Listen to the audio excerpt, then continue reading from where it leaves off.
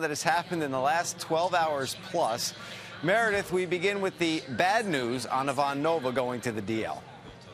Yeah, partial tear in that ulnar collateral ligament in his right elbow, and that's not what you hear. Pretty much worst case scenario for Ivan Nova and the Yankees. Now, they're not saying right now that he's going to need Tommy John surgery. Instead, he'll be reevaluated in New York on Monday, but oftentimes with a partial tear in that ligament, that is the final result. So he's been placed on the 15-day DL. I did have the opportunity to catch up with Ivan Nova. You'll have that full interview in the pregame show, but he said, hey, it's hard to talk to you guys right now. I just don't really know what to say. I'm very sad about the fact that I'm not going to be pitching for a while. So no real time frame on it yet.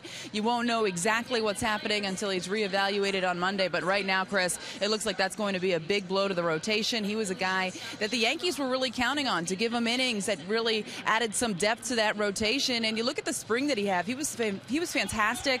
He was getting his curveball over for strikes. He could locate his fastball. And that's something that you didn't see from him in the first couple starts of the season. He has a little bit of inconsistency. And Joe Girardi was asked, some of that inconsistency, was that a sign that maybe something was going on with that elbow? And he said no. He said he didn't feel anything. He asked him again today and said he did not feel a thing until that last pitch that he threw that you saw. He kind of shook his arm out a little bit, where Tony Pena said to Joe Girardi, Joe, you better go out on check on him. It looks like he's shaking his arm a little bit, and that's when Ivan Nova said he felt a little bit of a pop in that elbow. So time will tell exactly what the future holds for Ivan Nova.